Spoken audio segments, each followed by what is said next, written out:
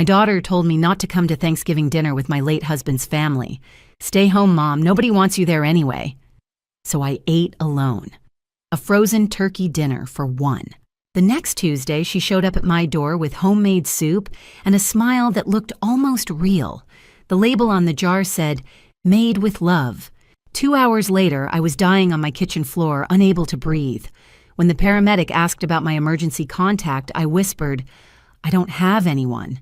He looked at me strangely and said, "Ma'am, your daughter called 911 3 minutes before we got here, and she told us a very different story." Thank you for being here. Before the story continues, leave a quick comment and tell me where you're watching from. I read everyone. This story includes some fictionalized details for educational storytelling purposes, but the message itself is intended to be meaningful and helpful. I'm Claire Donovan, 60 years old, and 3 weeks ago my only daughter brought me homemade soup in a mason jar. The label said, "Made with love." That soup almost ended my life.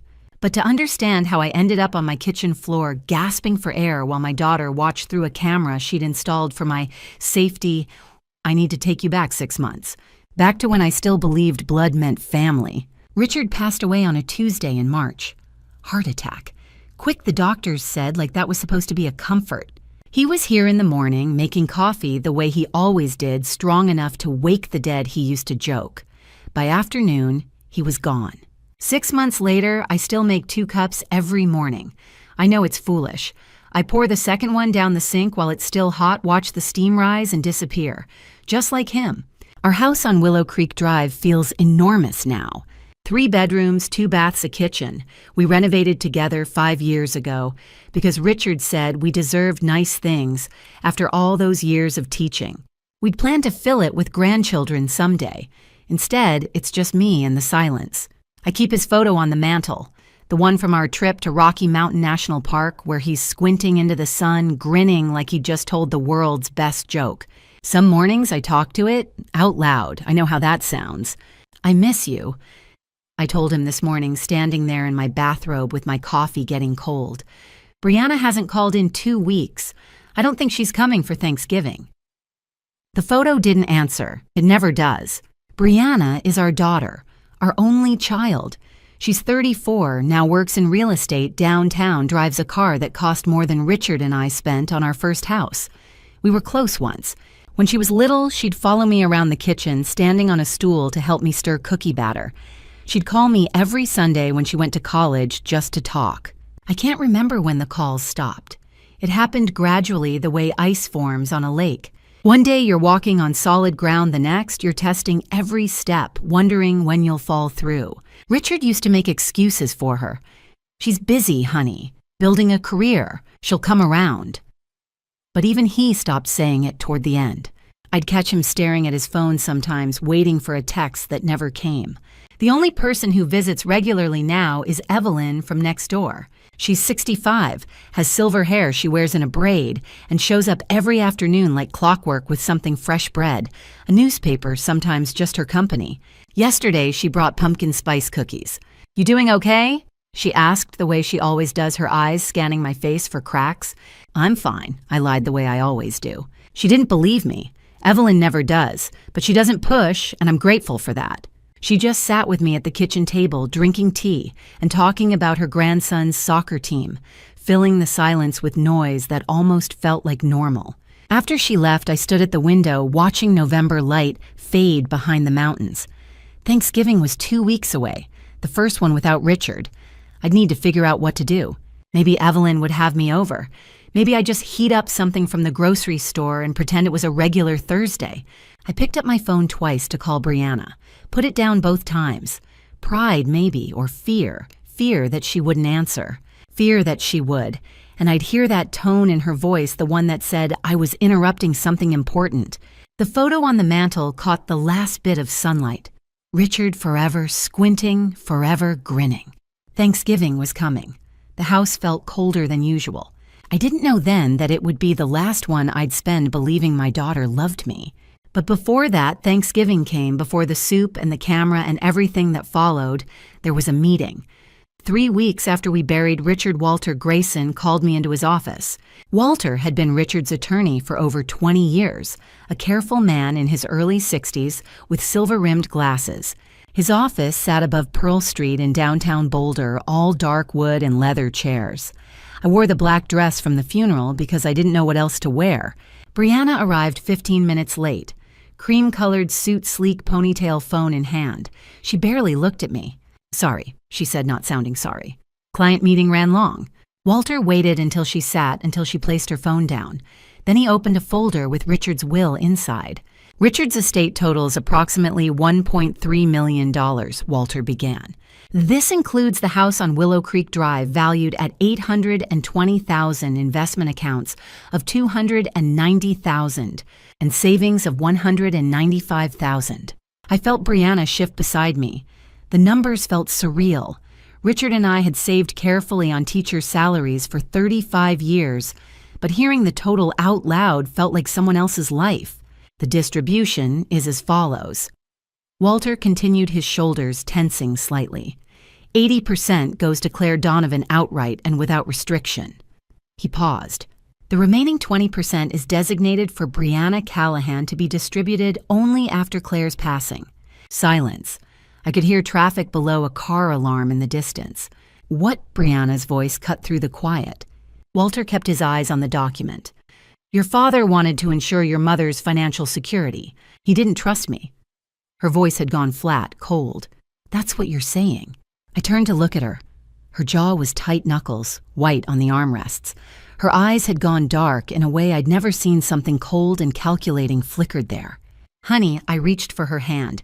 "Your father loved you." She yanked away. "What did you tell him?" "Nothing. I didn't." "Did you tell him about the loan I asked for? Did you tell him my business was struggling?" "Brianna, I never—" "Richard expressed concerns about spending habits," Walter said quietly. "This is ridiculous." Brianna stood grabbing her phone.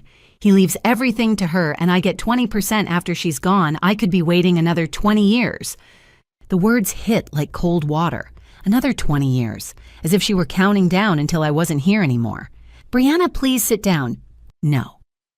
She looked at me, then really looked, and what I saw made my chest tighten. Not grief, not even anger. Something that looked almost like hatred. "This is what he thought of me." "What you both thought?" "That's not true," I whispered. She was already at the door. "I have to get back to work." The door closed with a soft click. Walter and I sat in silence. "She's upset," I said, my voice shaking. "She doesn't mean it. She's still grieving." Walter looked at me over his glasses. Something flickered across his face, concern or pity. "Richard asked me to tell you something," he said finally. "If Brianna reacted badly, he said he was sorry, but he needed to make sure you were protected." Protected. The word hung between us. Protected from what? From my own daughter. I should have asked what Richard meant. Should have pressed for details about what my husband had known or feared. Should have paid attention to how Brianna's face transformed when she heard those numbers, to the ice in her eyes, when she calculated 20 more years. Should have noticed that look, that cold calculating darkness. But I didn't.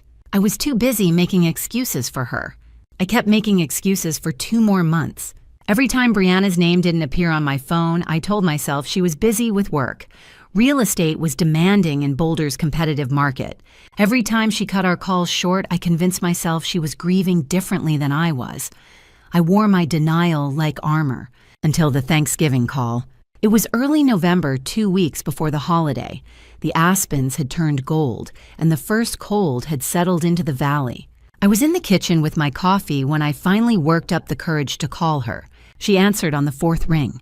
"Hey, Mom?" Her voice was flat, distracted. "Hi, sweetheart. I was thinking about Thanksgiving. I know it'll be hard without your dad, but maybe we could—" "I'm going to the Donovans." Richard's family. His sister had hosted Thanksgiving for 35 years. Our tradition, our second home. "Oh, what time should I be there? I can bring the sweet potato casserole." "Mom."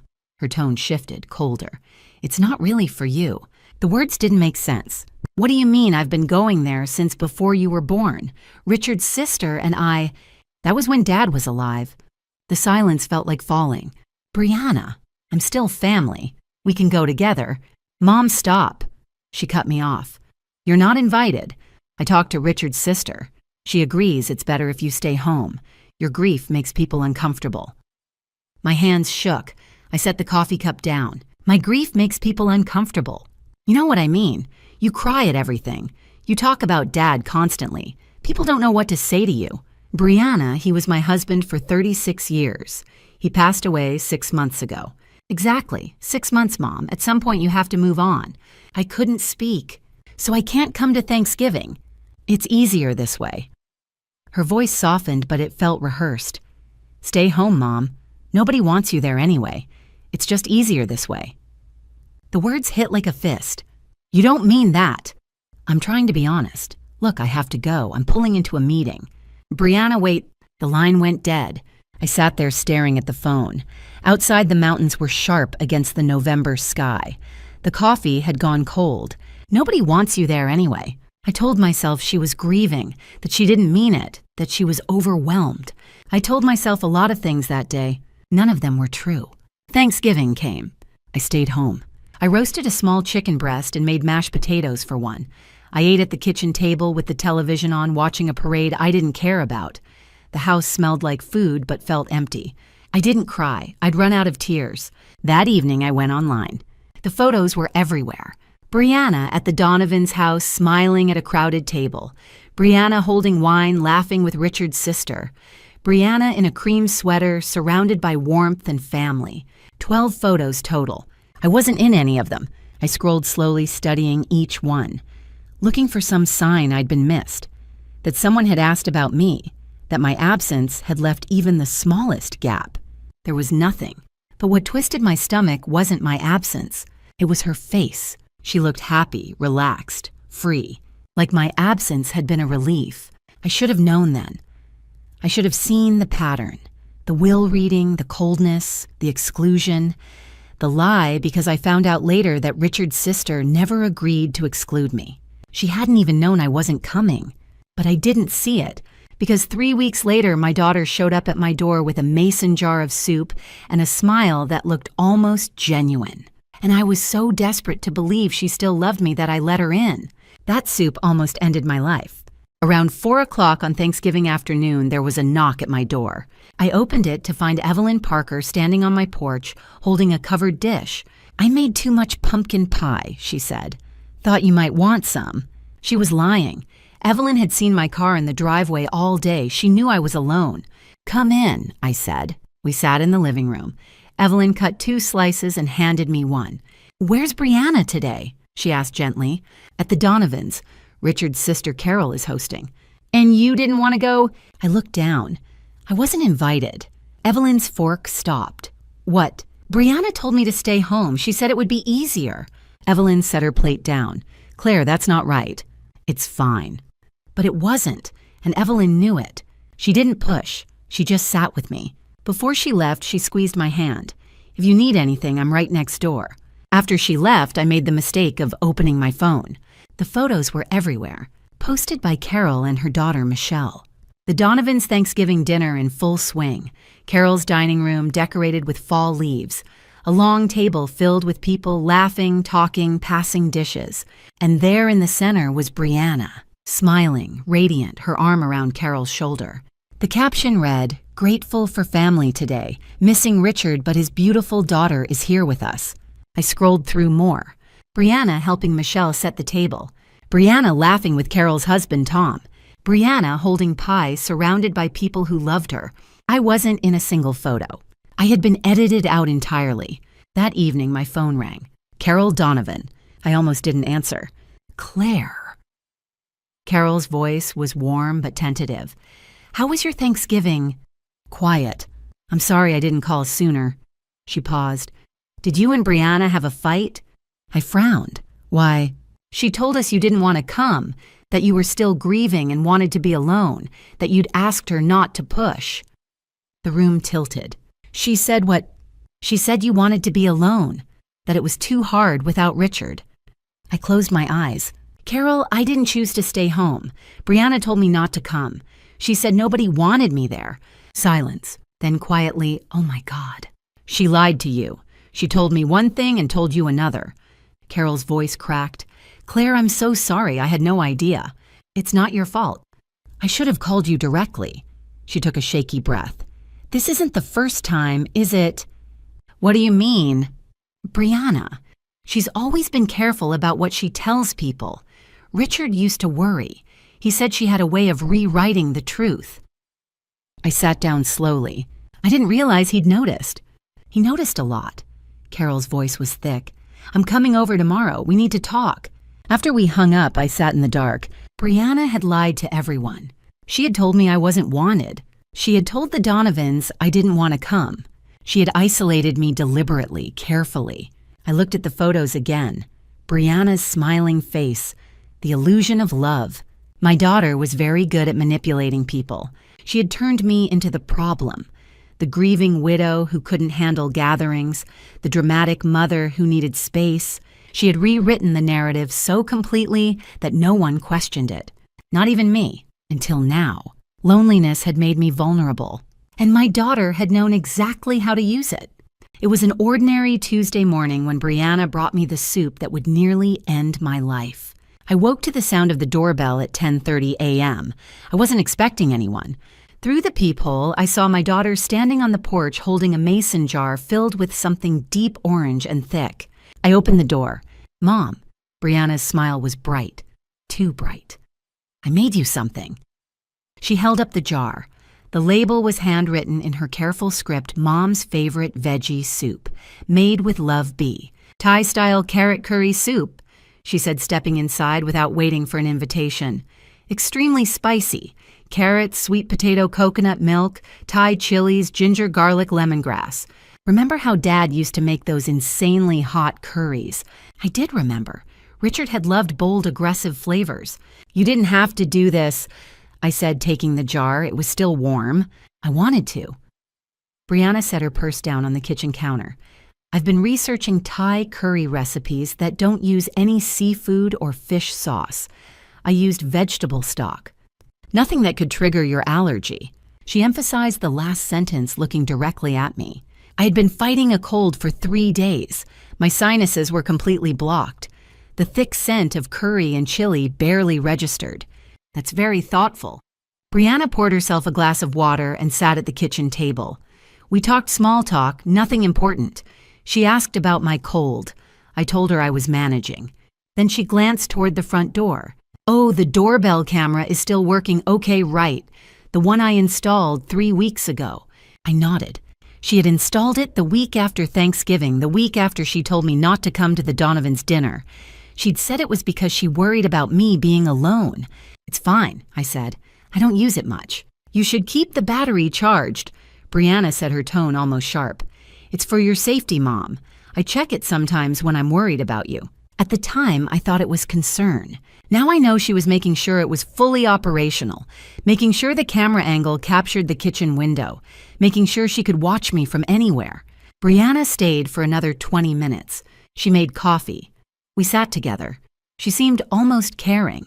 Then her phone buzzed. "I have to go," she said, standing abruptly. "Client meeting." She kissed my cheek, something she rarely did, and left. I stood at the window and watched her car pull away. The soup sat on the counter, still warm.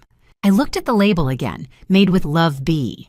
For the first time in weeks, I felt a flicker of hope. I put the soup in the refrigerator. I didn't know that in 2 hours I would heat it up for lunch.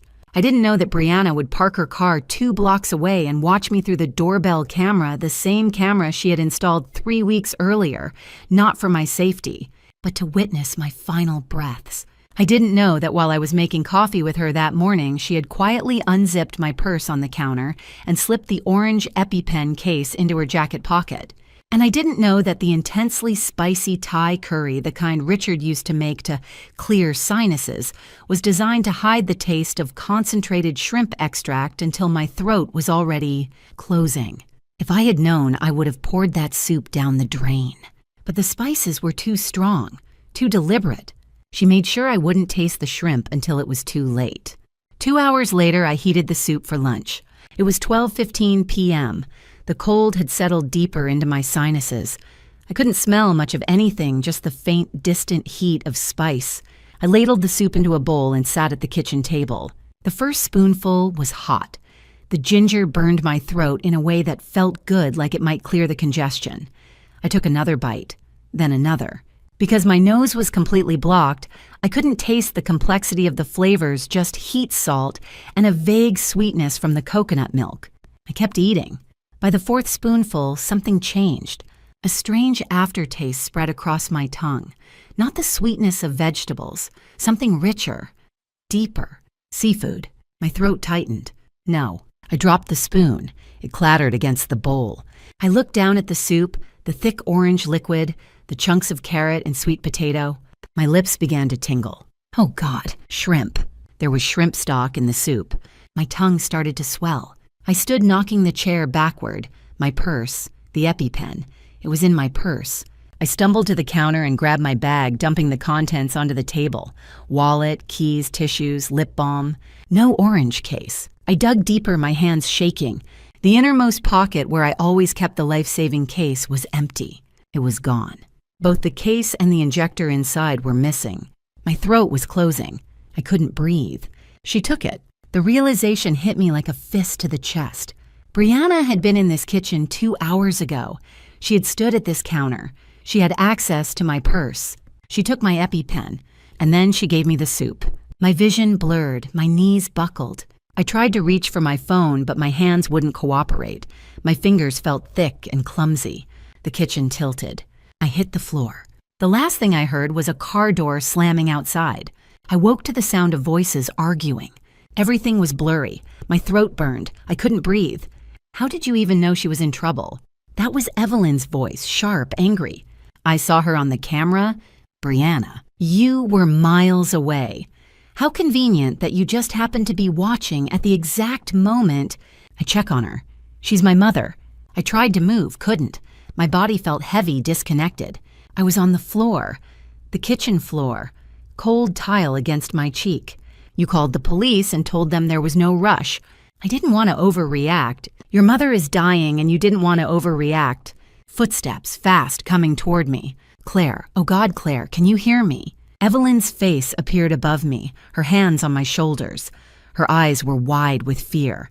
She's not breathing right. Brianna, call 911 now. Call them again, Evelyn screamed. Tell them she's not breathing. I heard Brianna's voice, distant and shaking, different from the voice she'd used with Evelyn. Desperate now.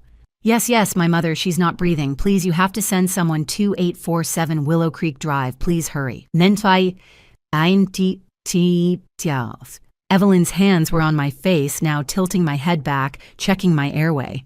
Stay with me, Claire. Stay with me. Everything went dark. The next thing I heard was a siren, getting closer, louder. Then voices. Multiple voices. Professional. Calm. Female, approximately 60 years old, unresponsive, severe respiratory distress. Hands on my body, checking my pulse, my breathing. Probable anaphylactic shock, airway severely compromised. Someone lifted my eyelid, a bright light flashed. Pupils reactive, BP dropping.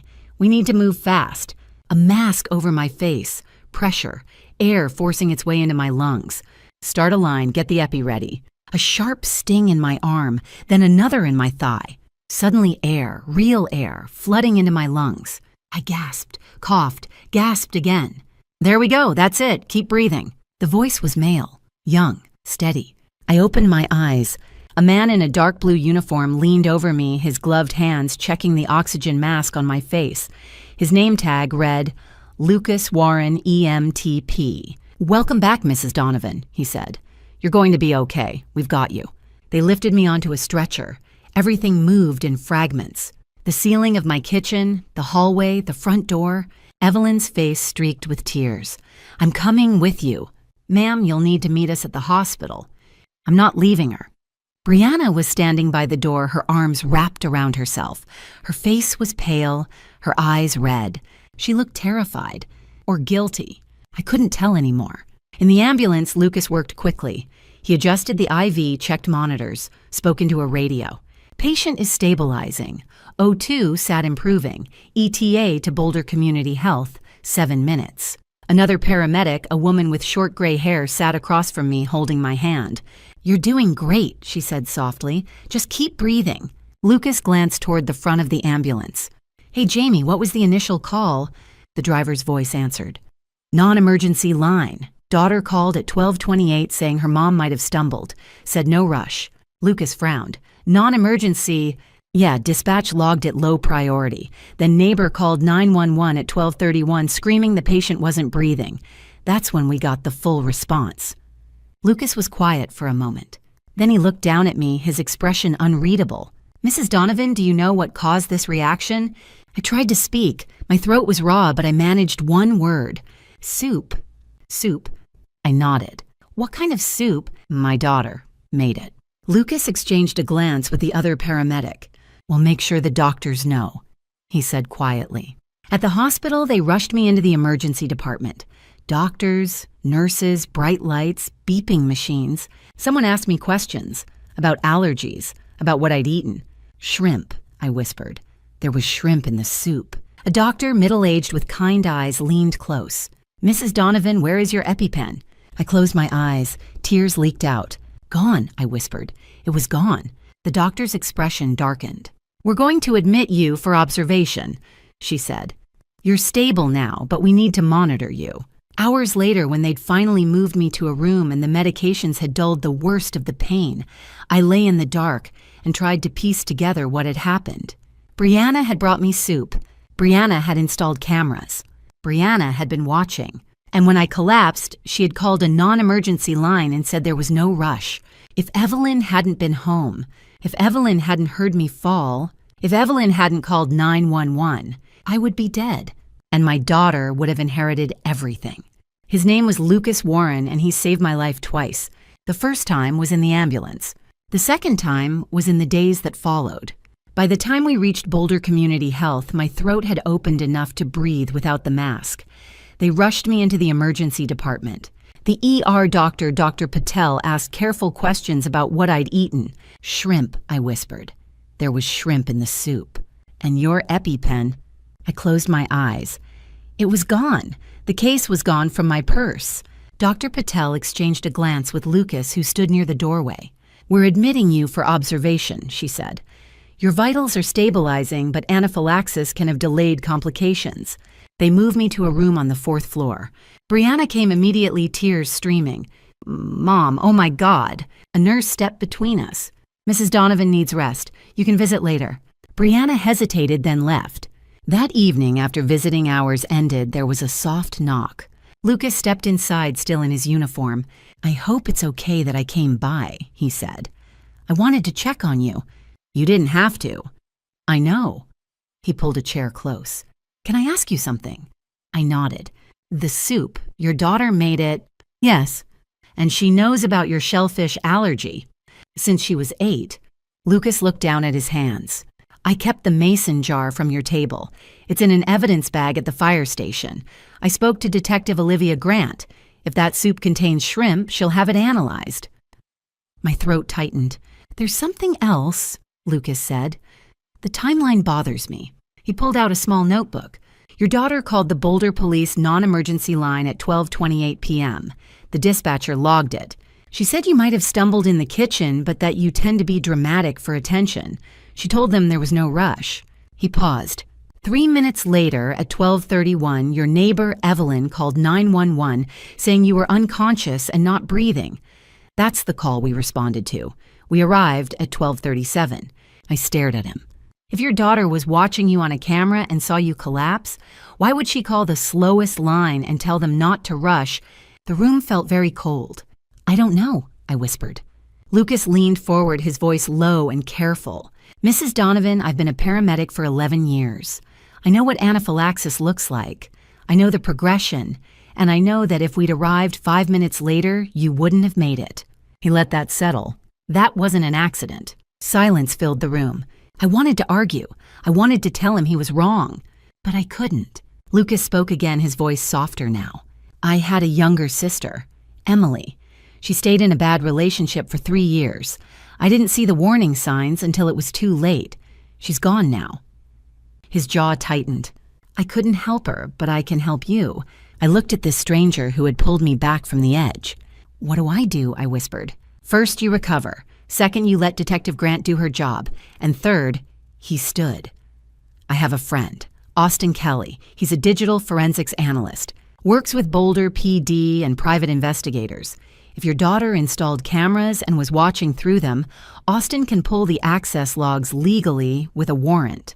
He moved toward the door, then stopped. One more thing. Detective Grant will want to interview you when you're ready. Don't rush it.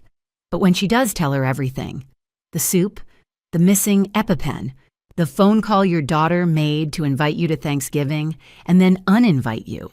I nodded slowly. Lucas smiled just a little. Get some rest, Mrs. Donovan. Tomorrow morning, I'm calling Austin. We're going to figure out what really happened. He left quietly. I lay in the dark hospital room listening to the beep of the monitors. And for the first time since Thanksgiving, I wasn't alone. I woke to find Brianna holding my hand and crying. It was a performance. But I didn't say anything. I was waiting for Austin. It was Thursday night in the hospital. Brianna had been at my bedside for hours, playing the role of the devoted daughter. "I'm so glad you're okay, Mom," she said, her voice trembling. "I was so scared." The nurse smiled at her. "Your daughter hasn't left your side." Brianna squeezed my hand. I said nothing. Out in the hallway, I heard raised voices. Evelyn had arrived. She was arguing with someone Brianna I realized when my daughter abruptly stood and walked out. Their voices carried through the door. "How did you know?" Evelyn demanded. I saw her on the camera. You were 2 miles away." Silence. Then Brianna's voice colder now. "I was worried about her. I checked the cameras when she doesn't answer her phone." The next morning, Austin Kelly arrived. He was 33, lean, and carried a laptop bag. Lucas had arranged for him to consult with Detective Grant on the digital evidence. Austin sat beside my bed and opened his laptop. "Mrs. Donovan," he said, "I'm a digital forensics analyst working with the Boulder Police Department. Detective Grant asked me to examine your home security system. Do you give permission for me to access the camera data?" I nodded. He typed quickly, his expression focused. "Okay," Austin said after a moment. "Here's what I found." He turned the laptop toward me.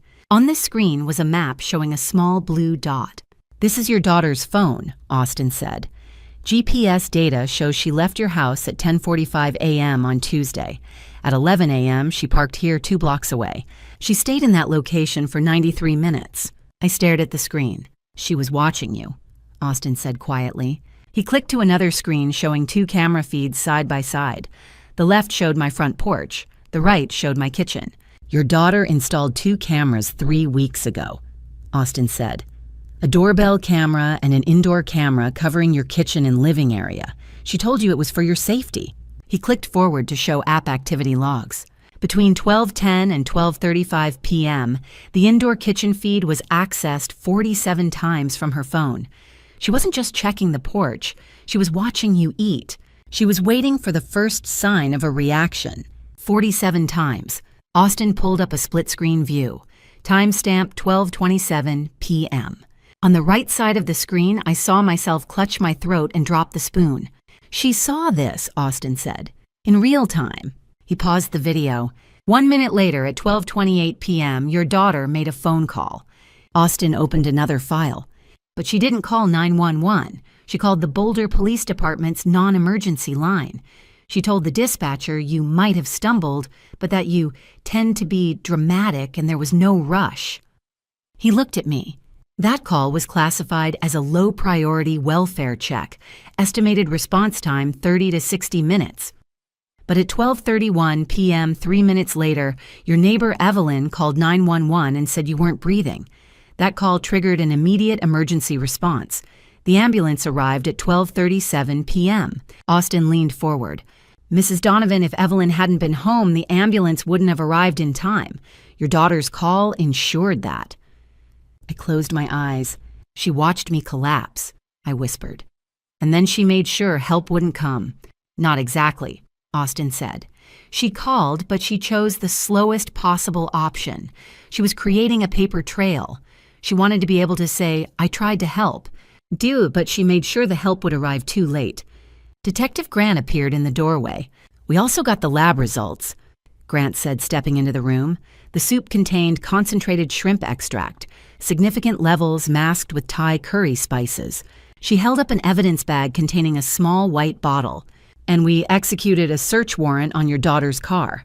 We found your EpiPen case in the trunk, the orange one with your prescription label. Her fingerprints are all over it." I looked at the evidence bag. "She took it," I said. "Yes," Grant said. "She did." Austin closed his laptop. "Mrs. Donovan, we have enough evidence to move forward. The question is, do you want to press charges?" I looked at Evelyn, who had quietly entered the room. She nodded. I looked back at Detective Grant. "Yes," I said. "I want justice." Walter Grayson came to see me with a secret he'd been keeping for 6 months. I'd been home from the hospital for 5 days. Evelyn was staying with me, sleeping in the guest room, cooking meals I barely touched, sitting with me when the silence got too heavy. Detective Olivia Grant had called twice to update me on the investigation. Austin had delivered copies of all the evidence to the Boulder Police Department. And then Walter knocked on my door. He looked older than I remembered. Thinner. The lines around his eyes deeper. His shoulders hunched with something heavier than age. "Claire," he said quietly, "may I come in?" I let him in. We sat in the living room, the same room where Brianna had waited, while I went to the garage to find her a book, where she'd been alone with my purse. Walter didn't waste time. "I need to tell you something," he said. "Something I should have told you months ago." He took a breath. 6 months before Richard passed away, he came to my office alone. He asked me not to tell you he'd been there. I stared at him. He'd been to see a cardiologist. Walter continued, his voice low. "Several times, actually. The test showed his heart was failing, severely weakened. The doctor told him it could be a year. It could be a month. It could be tomorrow." My chest tightened. "Richard didn't want you to know," Walter said quietly. "He didn't want you spending every day watching him, waiting for the end. He wanted you to have as much normalcy as possible for as long as possible." Tears burned my eyes. Richard had known, but he also knew he needed to protect you, Walter said. "Not from the heart attack, from what would come after." He paused. "He told me Brianna was in trouble, financial trouble, deep debt, bad debt. He wouldn't tell me all the details, but he said she owed $340,000, failing business deals, bad investments. He bailed her out twice before, and it had only gotten worse." My hands clenched in my lap. "That's why he restructured the will the way he did," Walter continued. 80% to you immediately, 20% to Brianna only after you pass. He wanted to make sure you were protected, that she couldn't pressure you for money while you were grieving." I closed my eyes. Richard had been protecting me even then. After he passed, Walter said slowly, "Brianna started calling me. The first time was 3 days after the funeral. She wanted to know if there was any way to access her share early. I told her no. The will was clear." He paused, his jaw tight. "She called 5 more times over the next few months, each time more desperate, more insistent." When I whispered, "The last call was 3 weeks before she brought you the soup," Walter said. "She asked me to meet her at her office. She said it was urgent." The meeting had been tense. Brianna's real estate office mid-afternoon. She'd closed the door and sat across from Walter with her hands folded on the desk. "I need $50,000, she'd said. "Just in advance on my inheritance. I'll pay it back." Walter had shaken his head. "I can't do that, Brianna. The will is explicit. You don't inherit anything until after your mother passes. My father's gone." Her voice had been cold, flat. "Wills can be reinterpreted." Walter had stared at her. "Are you asking me to break the law?" She'd stood, walked to the door, opened it. "Forget it," she'd said. "I'll handle it myself." 1 week later, she'd shown up at my house with a mason jar of soup. Walter looked at me now, his eyes red. "I should have warned you," he said, his voice breaking. "I should have told you she was desperate, but I hoped she'd find another way. I never imagined she'd—" He couldn't finish. "Richard tried to protect me," I whispered. "Even after he was gone." Walter nodded. "He loved you, Claire, more than anything." We sat in silence for a moment. Then Walter stood preparing to leave. "The police just called me before I came here," he said quietly. "They're executing a search warrant for Brianna's home and car today. They're looking for evidence." My breath caught. "And Claire," Walter said, meeting my eyes, "I think they're going to find it." They found the EpiPen case in the trunk of Brianna's car, wrapped in a Target bag. 2 weeks after the poisoning, Detective Olivia Grant sat across from me in my living room and placed a photograph on the coffee table. "Mrs. Donovan," she said quietly, "we found it." The photo showed an orange case in a clear evidence bag. My prescription label was still visible, the case I had searched for frantically while my throat closed. "Found in the trunk of Brianna's BMW," Grant said. "Hidden beneath real estate marketing materials, wrapped in a Target bag." I stared at the photo, hands trembling. "We executed a search warrant 5 days after you were hospitalized," Grant continued. "When we asked to search her vehicle, her lawyer advised her to refuse. That's when we knew." Grant pulled out a forensics report. Her fingerprints are all over it, on the case, on the inner holder, on the empty injector. She didn't just take it, she handled it multiple times. My voice came out as a whisper. "Why keep it?" "Our forensic psychologist believes she couldn't safely dispose of it," Grant said. "After you were hospitalized, we were watching her. Her schedule was packed with meetings. She thought hiding it in her expensive car would make it invisible. She assumed no one would search the vehicle of a grieving businesswoman." I closed my eyes. "She thought she'd gotten away with it," Grant said. "If you died, it would be ruled an accident, and she'd inherit everything." Grant pulled out another document. "We subpoenaed her financial records, $340,000 in debt. Credit cards maxed, personal loans and collections, business line of credit 3 months overdue. She was drowning Claire." She placed an email on top.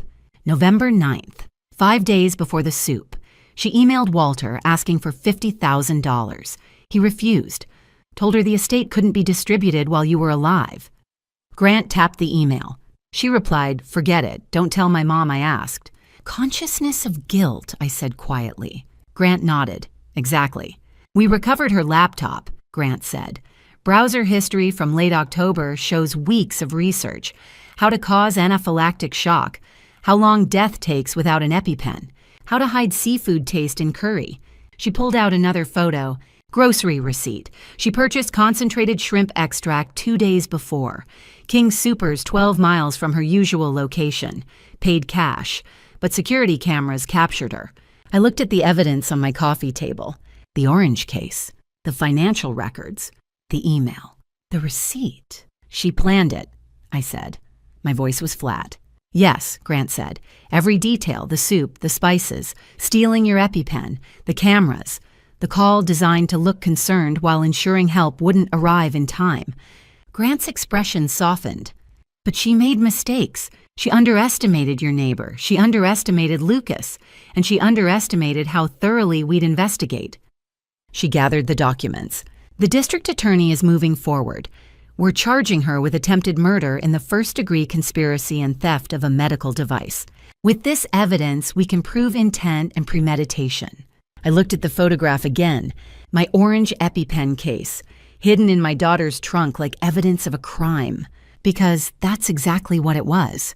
When I asked, "We arrest her tomorrow," Grant said. "Walter will call her to his office to discuss the estate. When she arrives, we'll be waiting." I nodded slowly. "Good," I said. "Let's end this." Brianna walked into Walter's office expecting a payday. What she got was the truth. Walter had called her that morning offering a partial distribution due to my health crisis. She agreed to come at 2 o'clock. Now she stood in the conference room doorway wearing a navy blazer, pressed slacks, and pearls. She looked like success. She stopped when she saw me at the table. Then Detective Olivia Grant. Then Austin Kelly, the forensics analyst. Walter closed the door. "What is this?" Brianna's voice was sharp. "Sit down," Walter said quietly. She didn't move. Detective Grant stood. "Ms. Callahan, we have questions about November 14th. You're not under arrest. You're free to leave, but you'll want to hear what we have to say."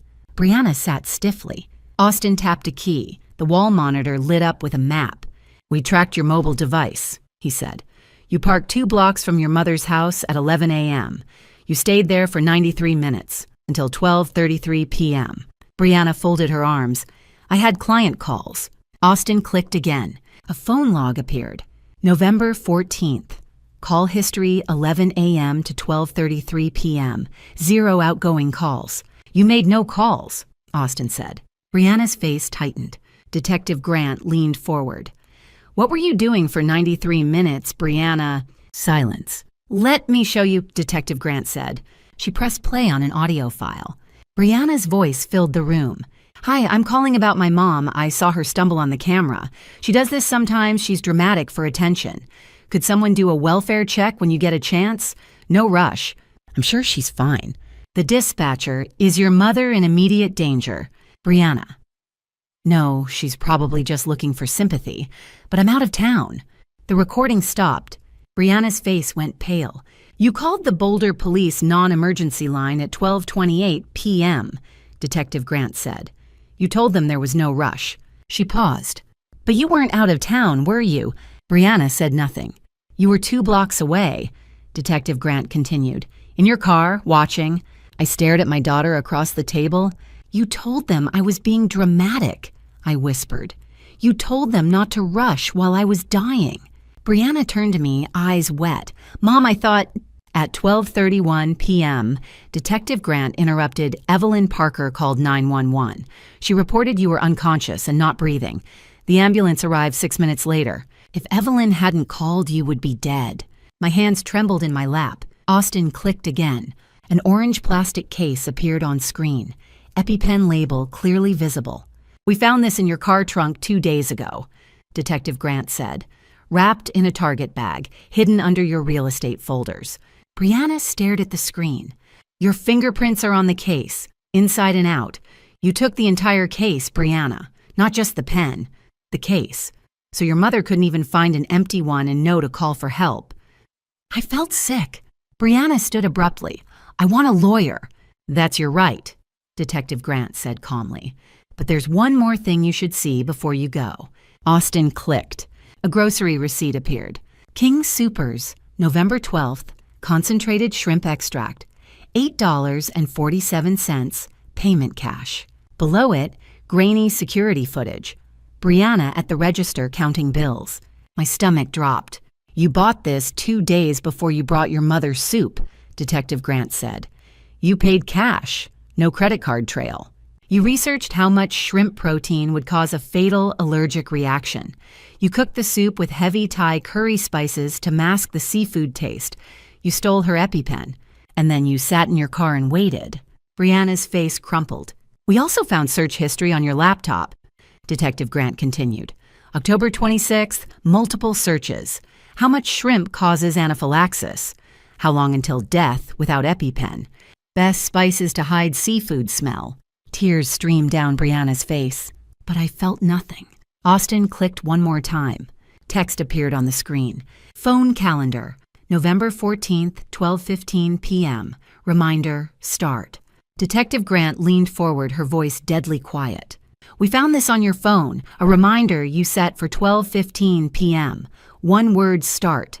The exact time your mother would be eating lunch, the exact time you planned for her to open that soup jar." Brianna's breathing came in short gasps. "This wasn't panic, Brianna. This wasn't a mistake. You set a reminder. You calculated the timing. You planned every single step." Brianna looked at me, her face wet with tears, her hands shaking. "Mom, I'm so sorry." "Don't," I said quietly. She flinched. Detective Grant stood. "Tomorrow morning, 10 a.m., Boulder Police Department Interview Room 3. Bring your lawyer. We'll finish this conversation then." Brianna stood slowly unsteady on her feet. She looked at me one last time. I looked away. She walked out. The door closed. Walter exhaled and sat down heavily. Evelyn stepped in from the hallway and took my hand. "Almost over," she whispered. I nodded, but I knew the hardest part was still to come. If you're still here, leave a comment and let me know you're staying with me. And tell me, if you were in my place, what would you do next?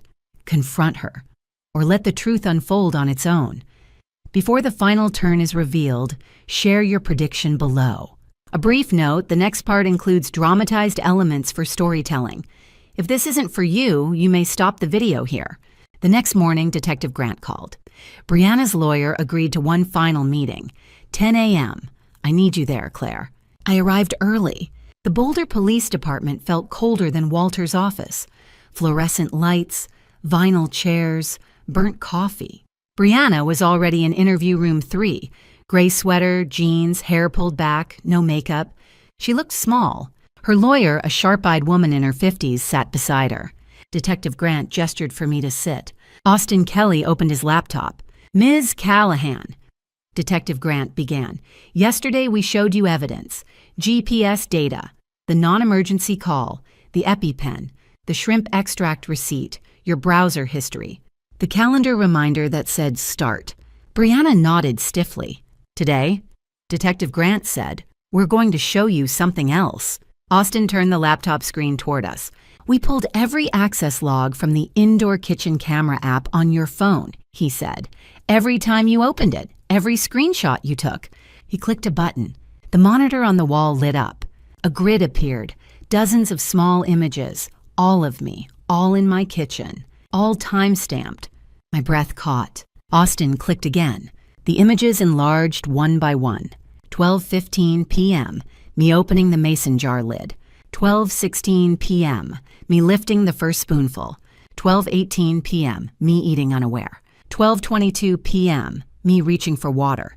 12:25 p.m., me standing hand on the counter. 12:27 p.m., me clutching my throat, face, red eyes wide. He let that image stay on the screen. This one, Austin said quietly, was taken at 12:27 p.m. You can see Mrs. Donovan is in severe distress. Her airway is closing. She's struggling to breathe. He clicked again. Another screenshot. Same moment, slightly different angle.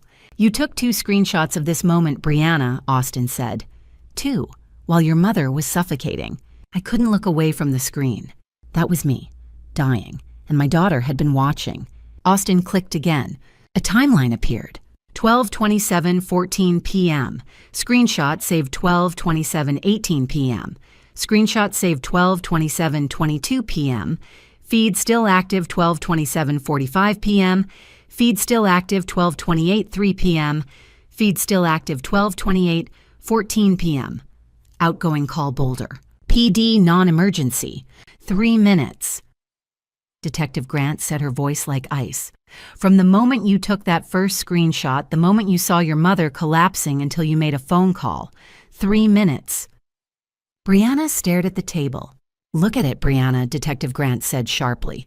Brianna's lawyer touched her arm. You don't have to. Look at it, Detective Grant repeated. Slowly, Brianna lifted her eyes to the screen. The image of me, clutching my throat, dying. You didn't just see your mother collapse, Detective Grant said. You documented it. You took screenshots. You sat in your car 2 blocks away and you watched the clock. You waited. You didn't wait for help to arrive. You waited for her to die. Tears streamed down Brianna's face. But I felt nothing. You researched how long it takes, I said quietly. Brianna turned to me. My voice was steady now, cold. You looked it up. How long until death without EpiPen? You knew exactly how much time you had. You set a reminder so you wouldn't miss it. You took my EpiPen so I couldn't save myself. You gave me soup laced with shrimp. You installed cameras so you could watch. And then you sat there and counted down the minutes. Brianna covered her face. I thought someone would find you. You made sure no one would. I said. You called the slowest line possible. You told them not to rush. You told them I was faking. You wanted me gone. You wanted the money. And you were willing to watch me die to get it. Brianna sobbed into her hands. Detective Grant stood. Brianna Callahan, you are under arrest for attempted murder in the first-degree conspiracy to commit murder and theft of a medical device. The metallic click of handcuffs echoed in the small room. Brianna didn't resist. She looked at me one last time through her tears. I'm sorry, she whispered. I didn't answer. They led her away. Evelyn stepped in from the hallway and took my hand. Walter appeared behind her. It's over, he said quietly. I nodded. Brianna disappeared down the corridor in handcuffs. I watched her go, and for the first time in weeks, I could breathe. 3 months after the arrest, I sat in a Boulder County courtroom and watched my daughter stand trial. The courtroom was packed. Reporters, legal students, people who had followed the case online. But in the front row sat the people who mattered. Evelyn on my left, Carol Donovan on my right. Carol had been silent for weeks after Brianna's arrest. She had believed Brianna's lie about Thanksgiving. But she came to the trial. She sat beside me every day. That was enough. The prosecution built their case methodically. They presented the mason jar with the handwritten label, They showed the jury the orange EpiPen case found in Brianna's trunk. They played the security camera footage split screen showing Brianna's car parked 2 blocks away while I collapsed in my kitchen. They entered the search history, the grocery receipt, the financial records into evidence. Walter testified about Brianna's desperate phone calls demanding money, but they didn't repeat every detail. The jury had seen it all in opening statements. Now the prosecution focused on building a timeline of intent. Then they called me. I took the stand, my hands trembling. The prosecutor, a woman named Jennifer Ross, asked me one simple question. "Mrs. Donovan, did your daughter know about your shellfish allergy?" "Yes," I said. "She's known since she was 8 years old."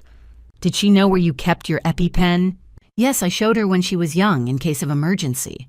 Ross nodded. "And on the morning of November 14th, when your daughter brought you soup, did she have access to your purse?" I closed my eyes, remembering. "Yes, it was on the kitchen counter. We were drinking coffee together." "Thank you, Mrs. Donovan." The defense attorney, a man in his 50s with a skeptical expression, stood for cross-examination. "Mrs. Donovan, isn't it possible your daughter simply made a mistake, that she didn't realize the soup contained shrimp?" I looked at Brianna.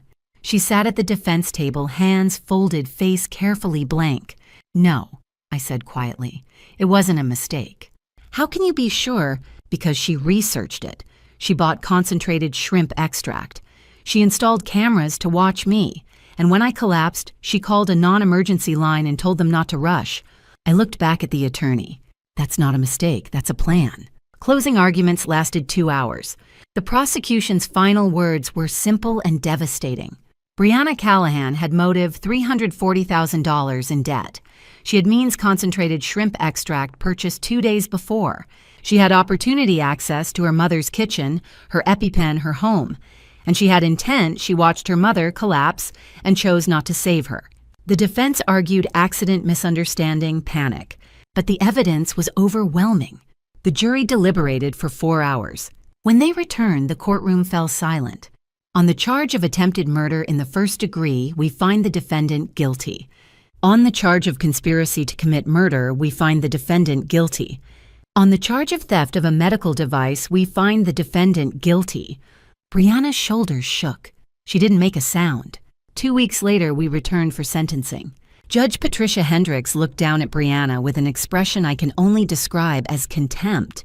"Ms. Callahan," she said, "you didn't act in a moment of passion. You didn't make a mistake. You planned your mother's death for 3 weeks. You researched how to cause it. You purchased the means. You stole her only defense. You installed cameras to watch her suffer. And when she collapsed, you deliberately chose the slowest possible way to call for help." The judge paused. "You are sentenced to 15 years in the Colorado Department of Corrections. You will not be eligible for parole for the first 10 years. The gavel came down. They led Brianna away in handcuffs. She didn't look back. Carol squeezed my hand, tears streaming. "I'm so sorry, Claire. I should have known." "You're here now," I said. "That's what matters." We walked out together, Evelyn, Carol, Lucas, Austin, Walter, Detective Grant, and me. The people who had stayed, the people who had fought for me, the people who had chosen me. I stepped outside into the February sunlight. For the first time in nearly a year, I felt free. 6 months after the trial, I did something I hadn't done in over a year. I laughed. Real laughter. The kind that comes from deep in your chest and makes your eyes water. The kind that feels like sunlight breaking through storm clouds after months of rain. It happened at Evelyn's kitchen table on a Thursday morning over coffee and blueberry muffins, still warm from the oven, when she told me about her disastrous attempt to use a grocery delivery app for the first time. 3 pounds of bananas. "Claire," she said, shaking her head. "I meant to order 3 bananas, just 3. They delivered 3 pounds. I have banana bread for the next 6 months. I laughed until I couldn't breathe, until my sides hurt, until tears streamed down my face. And when I finally caught my breath, wiping my eyes with a napkin, I realized something profound. I was happy. Not the careful, measured contentment I'd forced myself to feel for years. Not the hollow performance of joy I'd worn like armor around Brianna. Real happiness, deep and warm and steady. Summer in Boulder brought warmth and light, and the scent of pine trees carried down from the mountains on the afternoon breeze. My life looked nothing like it had a year ago, and that was a very good thing. I started teaching again part-time 3 mornings a week at the community center on Canyon Boulevard, adult literacy classes, helping people who'd slipped through the cracks learn to read, watching their faces transform when words finally clicked into place, when sentences became stories. It felt good to be useful again, to be needed for the right reasons, not because someone wanted my money or my house or my death, but because I had something genuine to offer. Evelyn and I had lunch every Wednesday at the same small cafe on Pearl Street.